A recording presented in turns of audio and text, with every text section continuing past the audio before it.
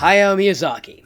Possibly one of, if not the, most influential director, /animator, /writer, /mangaka, /storyboarder, /workaholic in the Japanese film industry, inspiring many directors with his still ongoing legacy to create works of their own.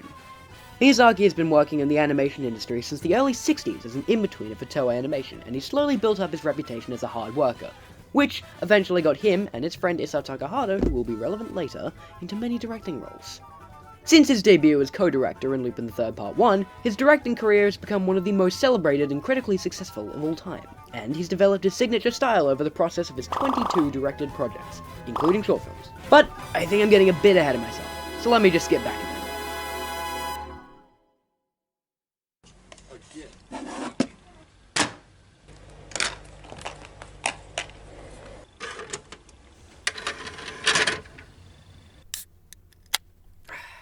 Miyazaki has made a lot of movies, and I do mean a lot. Over the course of 44 years, he's directed 12 movies. And when you've made that many movies, you start to implement some reoccurring themes. And I've identified 3 main staples of Miyazaki's movies that I have dubbed the Miyazaki 3. Yep. So, let's talk about him.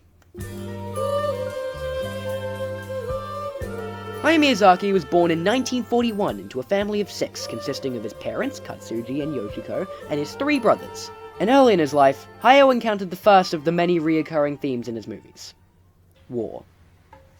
Hayao was born about a year into the Second World War, and this affected his youth in some fairly obvious ways. Hayao and his family were forced to evacuate their home to escape the bombings of Utsunomiya. Experiencing the cruelty of war so early in his life, being 4 years old at the time, significantly affected the trajectory of his life and birthed his disdain for war. Had Hayao not experienced this, he may have followed in the footsteps of his father and become a plane manufacturer for the family company, Miyazaki Airplane. He certainly had an interest in the field. However, Miyazaki's father's career in plane manufacturing directly assisted the Japanese army, and that proved to be a source of tension between the two. But it also led to Miyazaki's interest, bordering on obsession, with aircrafts. But on the other side of his family, Miyazaki's relationship with his mother was actually quite positive. Yoshiko Miyazaki was known as a very strict but loving parent, and her way of running the family was passed down to Hayao's way of running his company. For better or for worse. Christ, this essay is depressing. Let's move on to the fun stuff. Miyazaki discovered his love for animation in high school after watching Panda and the Magic Serpent, which he apparently snuck out to watch instead of studying for his exams, which is real as hell. This interest evolved into his eventual career as an in-betweener for Toei Animation, where he helped make such masterpieces as Doggy March, Wolf Boy Ken, and Gulliver's Travels Beyond the Moon. Yeah, unsurprisingly, Miyazaki did not find this work particularly engaging as a naturally creative person.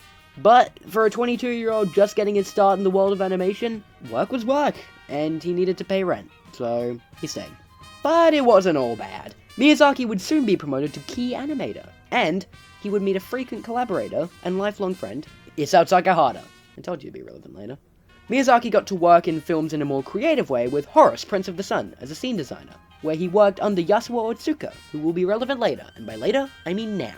Otsuka was hired to work on this new show called Lupin III, a show I had never heard of in my life. But unfortunately, Otsuka's take on the characters, while being faithful to the manga, wasn't well received by audiences. So the studio decided to get some new directors in, and thankfully Otsuka knew someone. Or rather, he knew 2 someones. This began Miyazaki's grand directorial debut alongside Isao Takahata, a pairing of directors that would become a very common combination in the future. Look, they even added themselves into the show as background characters. That's nice. While Miyazaki and Takahata's work was quite interesting, Lupin III Part 1, as it would come to be known, was incredibly rushed. The pair had been called in to direct partway through the first season of an already failing show. And, despite their best efforts, their ship sank, and the show was cancelled. But as you may have noticed, I'm only about 4 minutes into this 3,000-word long essay, so as you may have guessed, the corpse of Lupin III did not stay dead for long! Why didn't I write that? Lupin III's back, is what I'm saying. The show had gained massive popularity in reruns after the show was cancelled, and the studio asked Miyazaki to make a movie. But after the amount of stress that Miyazaki had gone through making the original show, the amount of time he'd lost with his family, and just the overall failure of the project, Miyazaki declined to work on the movie. I'm just kidding, he totally said yes.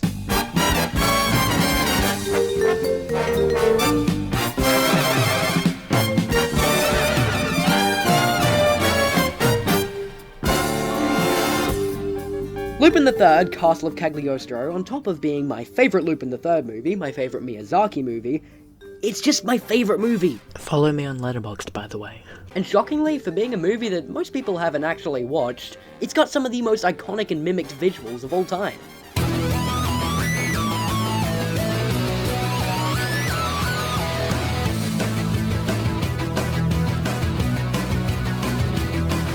And on top of all of that, it's Miyazaki's first directed movie.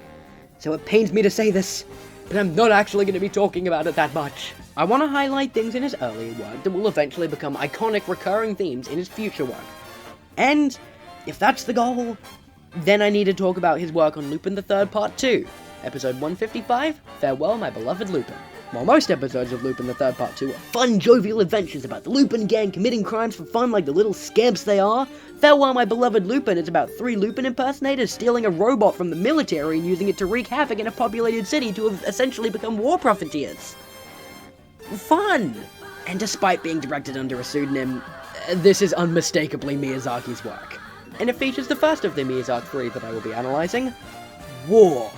Yeah, I bet you forgot this essay was actually about themes. I did too. As previously discussed, Miyazaki isn't a huge fan of war, and because of this, a lot of time is spent highlighting the ineptitude of the Japanese military.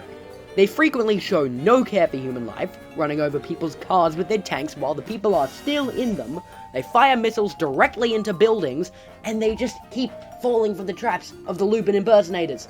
All the time. Oh, also, as a side note, one other thing that also gives this away as Miyazaki's work in hindsight is that some of the designs look a little familiar. Maki, one of the main characters from the episode, the girl who pilots the robot, that's just Nausicaa. From Nausicaa, a movie that wouldn't be made for another 4 years. The villain from Wings of Death Albatross, another one of Miyazaki's episodes, Dr. Rombahar, or Professor Lonebach for the English dub, is Motro from Castle in the Sky. And Motro from Castle in the Sky is Dr. Eggman from Sonic, which wouldn't be made for another 11 years. Oh yeah, and on the topic of Castle in the Sky, that robot from the military? I mean, come on, I don't even have to explain this. Look at them, they're the same robot. Oh man, I'm out of Coke.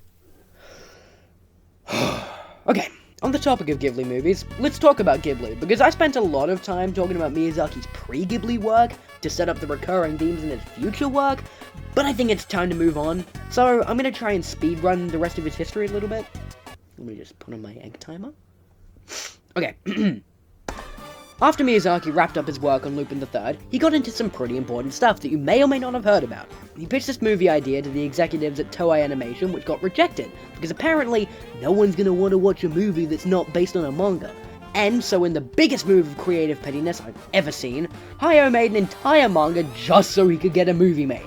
And it worked! So Hayao and Isao Takahata made Nausicaa and the Valley of the Wind, a movie so successful both critically and financially that it spawned an entire company, Studio Goddamn Ghibli, divorcing themselves from Toei Animation and making Nausicaa retroactively the studio's first movie. It's actually pronounced Ghibli! No, it isn't! Since then, the studio went on to be incredibly famous and successful. They made their first official movie as a studio, Castle in the Sky, in 1986, featuring Dr. Eggman and the robot from Lupin. They made My Neighbor Totoro in 1988, spawning their logo and being arguably their most iconic film. Arguably. They made Kiki's Delivery Service in 1989, Grave of the Fireflies, which is insanely depressing, thanks Takahata, you monster, Porco Rosso in 1992, which was meant to be a 10-minute short film they showed on planes, but Miyazaki got a little bit too into it, and accidentally made it an hour and a half long, which I appear to have also done. Oops. They made Princess Mononoke in 1997, which was dubbed by Miramax, who also dubbed Nausicaa and the Valley of the Wind, but they did it so abysmally that Miyazaki sent Harvey Weinstein a real katana with the note, "No cuts," so that they would dub Mononoke as accurately as possible.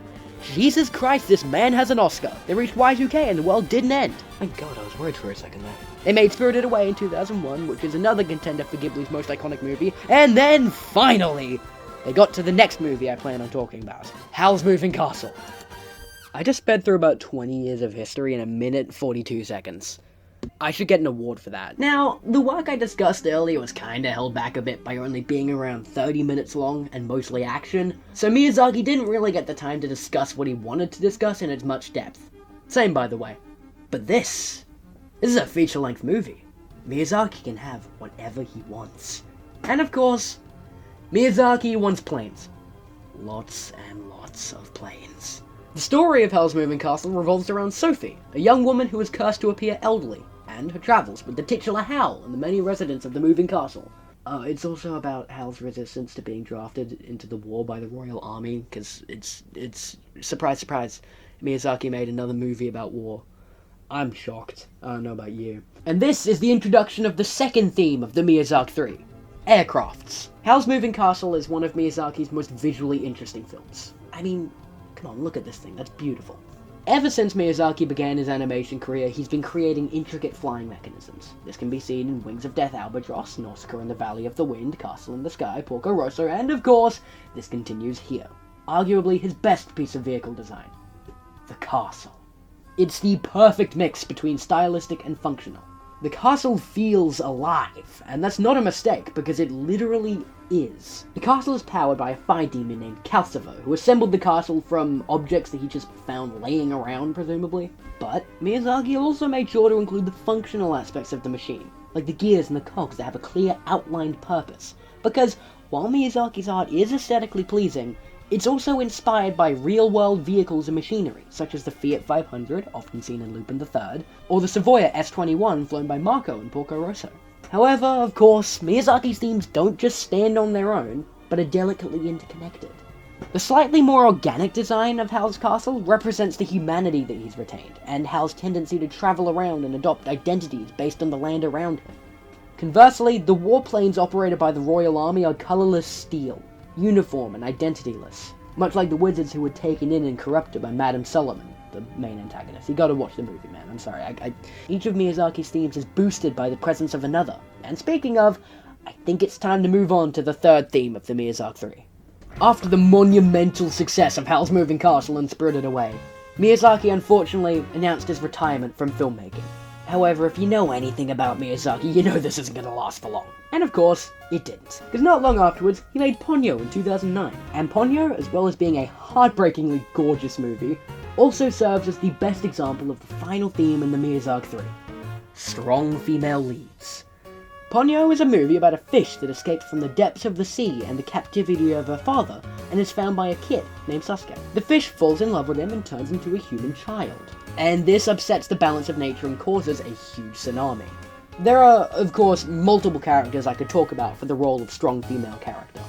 Sasuke's mother, who is possibly the coolest and most insane human being on the planet.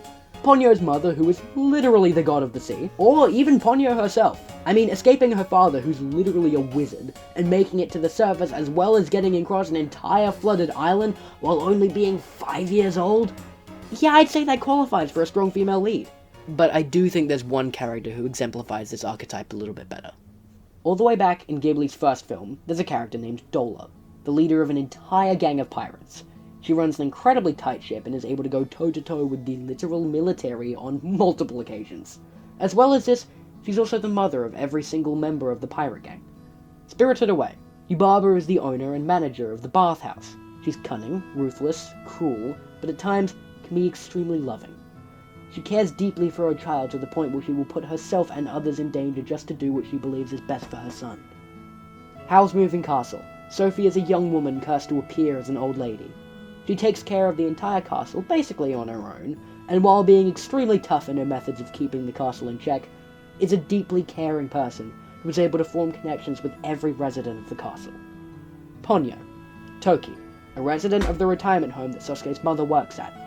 She's terse, short, and opinionated. She holds her beliefs very strongly, but in the end of the movie, she shows her great care for Sasuke despite hiding it under a rough exterior.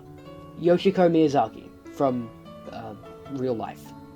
Mother of Hayao Miyazaki. Apparently she had the nickname Dola, but I can't find any real evidence of that, so I'm just gonna say that it's maybe true. Yoshiko spent a lot of her time raising her 4 children, and was apparently a very strict but loving parent. Her relationship with Hayao was particularly strong, and clearly he takes a lot of influence from her in his methods of running his company. Yoshiko died in 1983. 3 years before the release of Castle in the Sky. I believe that the correlation between Miyazaki's female leads and the relationship with his mother is clear enough that I don't have to explain it in much more detail. But I think these characters are Miyazaki's way of thanking his mother for all that she's done for him, before and after her death. God dang it, I made the essay depressing again. Whew, so, that's the Miyazaki 3. War, aircrafts, and strong female leads. And look, the way I've talked about these themes, you may think that Miyazaki's just been making the same movie again and again for the past 44 years, but that couldn't be further from the truth. I mean, yeah, when it boils down to it, they're all about war in one way or another. But of course that's not all they are. Cagliostro is about redemption for past actions you deeply regret. Kiki's Delivery Service is about the toll that burnout takes on a person. Porco Rosso is about survivor's guilt. Howl's Moving Castle is about finding self-confidence. Boy and the Heron is about the meaning of legacy and expectation. Castle in the Sky is about cultural erasure, and Nausicaa is about war. Okay, look, they can't all be winners. Miyazaki is a legendary director whose personal griefs have caused him to create some of the most beautiful works of art in the animation industry. And so, for now, Hayao Miyazaki is my favourite chronic workaholic, perfectionist, and huge pain in the ass that's ever graced the face of animation. And with that, this 2,900-word essay is over. Goodbye!